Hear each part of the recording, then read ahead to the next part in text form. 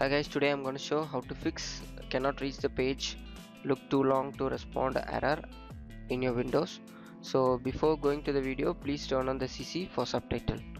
So our first step is to check whether we had connected the VPN or proxy.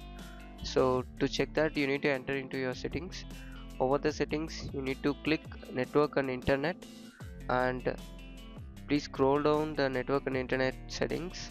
Over there you may see the proxy. Please enter into the proxy. Here you need to disable the automatic settings. So if in case you are using any proxy setting, please disable it.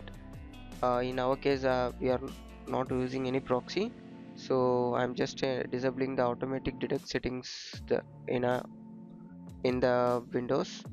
So and then you need to enter into the VPN. Over the VPN, you need to check whether you had connected any VPN in the case or not. So in our case, there is no VPN is connected. If in case you are connected, it shows the status on the right side, like it's connected and it's not connected, like. So disable the VPN and proxy and check whether the issue is solved or not. Majorly the issue will be belong to that VPN and proxy. So the next step is to click the Windows R and then type ncpa.cpl and then hit OK. Here we are going to disable the automatic DNS and enable the manual DNS. So for that you need to right click your network, either you are using Ethernet or Wi-Fi. Please enter into your properties. Over the property you may see the protocol version 4.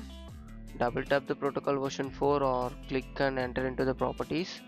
Here you need to enable use the following DNS server address as 8888 and 8844. Oh yeah, once you enabled, please click OK and then click OK. After that you need to right click again and then you need to disable and enable once for quick fix. Yeah, sometimes while re-enabling makes you to solve the issue quickly. So once it's done, please close it, and after that please check whether the issue is solved or not. If not, follow the next step. Our next step is to enter into the CMD to flush the DNS.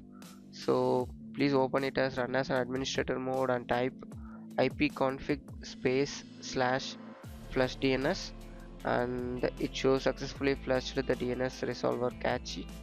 So after that you need to type netsh winsock reset and then hit enter, and at last you need to type exit to exit from the CMD, and after that you need to restart your system.